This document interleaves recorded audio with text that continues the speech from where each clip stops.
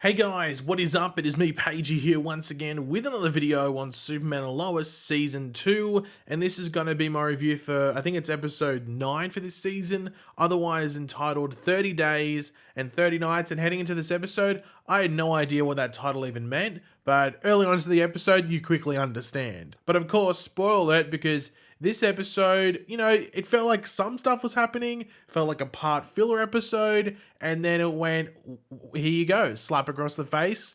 We're kickstarting right at the end. I was really confused, but also really excited. But of course, throughout the video, be sure to let me know in the comment section down below your various opinions, thoughts, everything like that off this episode, whether you liked it, parts you liked, parts you didn't like, everything like that. Always curious to read what you guys are thinking and also what you think is going to happen when we pick up with the next episode.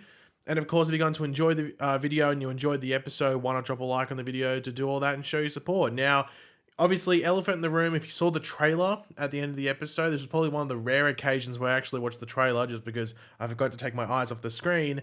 We're not back until April 26th. We are gone for pretty much a month, which sucks the biggest you-know-whats because of how this episode ends.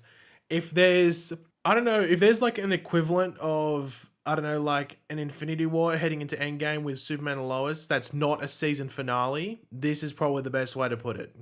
Like, what they did with this episode. Because I just want to see what happens next. But we have to wait pretty much a month. So, talk about a torture device this next month. But that's sometimes what you have to deal with when you deal with, just TV shows and a week-to-week, release. So it sucks. But I'm not even going to talk about last week's episode. I just want to talk about now. Let's go. Let's talk about this episode because this episode I thought was another great one and definitely sets up everything well that we need to deal with going into the final episodes of this season. I think there's 6 left after this one. So yeah, I think they did a lot to set all that up, both on our Earth as well as what they're doing on whatever the Bizarro thing is. So to start this episode off, we actually have Ali being released from the DoD thanks to the help from Lucy. Lucy's not in this episode. It's actually just like an inside person from the DoD that, helps Ali out. And they go back to the portal. Now, I was like, why are they going back here? We saw what happened to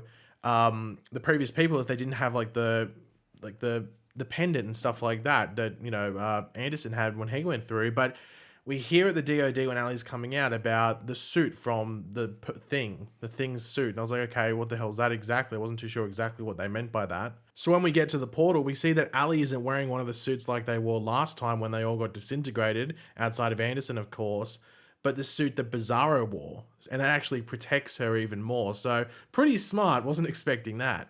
Now, Superman hears all this go down, and though the DoD officer says that Superman can't get through safe, he attempts anyway by building up enough speed. I'd say like Flash style, because I don't know if we've seen Superman do that on the show. I don't think, at least. So going around a circle like we see Barry do on the Flash to build up more speed, and then he goes through the portal.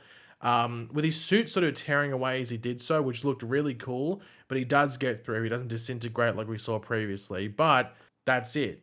That's all we see in regards to that, with us picking up the next morning with Superman not being back yet, but then an entire month goes by and he's not back. So it's a really good bait and switch by the trailer for this episode, which made us think Superman sort of went to deal with a villain in Metropolis or something like that and being taken away or being taken down, or just, kryptonite. It could have been like a kryptonite bracelet or something that went on Superman, he gets captured by a villain. That's what the trailer sort of made it out to be. And we do see like various disasters going on around the world that are just going down and being, drawn out because Superman's not there to help. Now, John Henry is able to help at points, but not to the level of Superman. So just picking up some of the slack. Though by doing this, he sort of makes himself known to the world, so it's a bit of a nod to like the Death of Superman arc as well. Now, because of the time jump, we are now closer than ever to the election results for Smallville Mayor. We are literally in that result period, and over that time, Lana has been able to build more and more support for herself. However, Jonathan is still feeling the repercussions from the XK drama, this time from other parents, which sort of plays into other elements of this episode. Now, we had this fire going on in Smallville. It's like in just like a area, just this area we'll call it for now, with Kyle and some other firefighters trying to deal with it, but being knocked out by, like at least Kyle specifically, being knocked out by this like fire spiral of sorts, which just seemed very off at the time. But Jordan is able to arrive just in time to save him before John Henry arrives to put out the fire. And with Jordan being able to fly himself and Kyle out of a window, so his powers are developing even more, and Jordan just seems to be enjoying his life as a vigilante in Smallville. Now, speaking of Kyle, due to what happens, he goes to hospital, draws attention to himself from his family. At least he's, I guess they're not divorced, so just separated wife and his kids. But Sarah is worried about her father, Kyle, just due to how he is living and taking care of himself and just not really taking the next step in what's going on in his life. He just has to realize that, hey, look, Lana or, Sarah's mother, your wife that doesn't really want to be talking to you is dealing with us other stuff. You got to focus on yourself and focus on your well-being. And that's sort of Sarah's mission for this episode, is to sort of get her father going in the right direction. But speaking of fathers, Natalie does see her father John appearing to flirt with Lana, and we are 1 year, I think it was exactly after the death of her mother, which is of course her version of Lois, which obviously hits home as she thinks her dad has just sort of, moved on way too quick. Now, John feels awful about forgetting that it's the 1 year mark since his wife's death, but it's sort of for a good reason, sort of. It's like a painful thing for him to remember and just think about in general. And we know what the constant thought of his wife's death and the situation around it did to John last season. It turned him into this like vengeful person and not really seeing clear and everything like that. But Natalie has great points for remembering, because her and John are the last ones here that do. So if they don't remember her, I mean, who will? And it was sad seeing John rewatch that tape of his Lois at the birth of Natalie. I mean, Wole Parks, I think is the actor's name who plays John.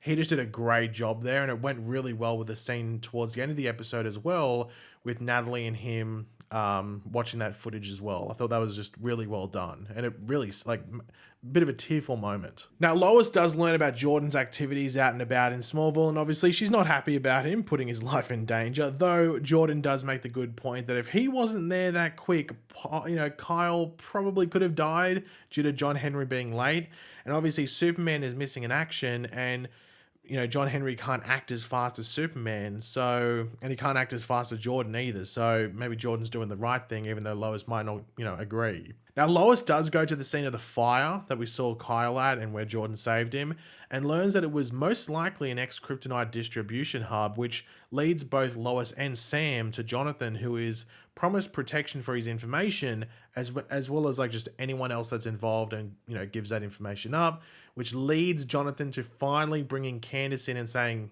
this is the connection to it. This is where I got my XK, in order to, for her to give information, with Lois then understanding now why Jonathan wasn't saying much, with then Candace putting more on the table with her revealing the name of the person who got her into the ex-kryptonite business, that being a guy called Mickey, and she was doing it to help her dad out, who has a heart condition. Now, this sort of gives it away, but at the same time, it's like, I mean, John, this is like, for us, it doesn't feel like it's been that long. This has been a month.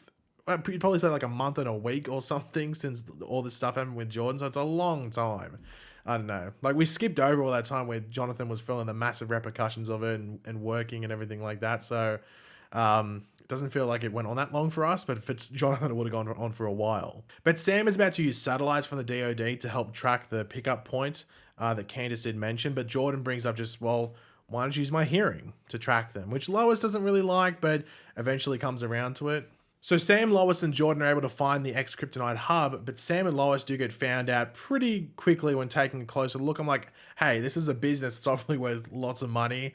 I think they're going to have some perimeter security. I was surprised it wasn't just someone out there, like a guard dog or something like that. So the security at face value didn't look very good, but they did get caught eventually.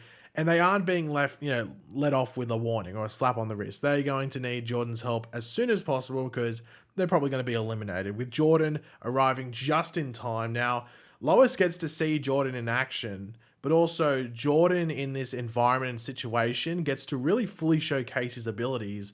And that slow-mo shot with him was pretty damn cool. And I'd say this is probably the scene where Superboy is born. And it's sort of funny that it correlates with a scene at the end when I use the term Superboy. However, the XK issue, even though they deal with it now, has only become a bigger issue, because something pretty big had to be funding that hub and operation in Smallville. So now it's connecting it to the higher ups, who's really in charge of it. Now, as I said earlier, we're in that election area, and we finally are at election day come the end of the episode, and the final results come in, and Lana's done all she could. And the final results are 57-43. So when that was said, I was like, I don't know if Lana could have got that big of a margin, but we do find out that Lana's won it. So congratulations to Lana, the new mayor of Smallville. Very intrigued to see how that dynamic works going forward. Very interesting because she was like this, you know, like a member of Smallville, you know, respected member. But now she's like, well, the mayor of Smallville. So we saw how the other mayor went around with a, you know, thinking he was, you know, king of the world. So how does Lana go about it? Is she going to be a mayor of the people, just walk the street like normal? Let's see how it goes. But speaking of the Cushing family, Sarah breaks up with Jordan due to his constant absence and just disappearances without an explanation. And at that moment, I'm sure most people as well would probably agree with this. I was wondering whether Jordan was going to tell her about his powers.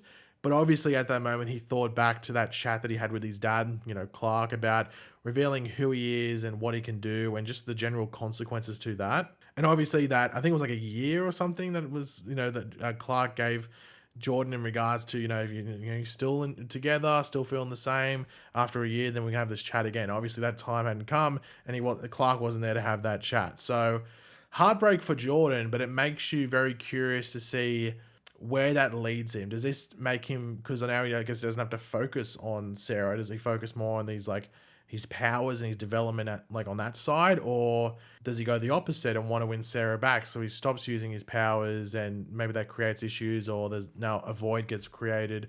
I'm not too sure. It'd be very interesting to see the consequences to that specifically. But speaking of a way to end an episode, slap us across the face and make it torture for the next, I keep saying slap across the face, and I just remembered, oh wait, we had that Oscars scenario with Chris Rock and Will Smith. It's not intentional me saying that. It's just a term that I use.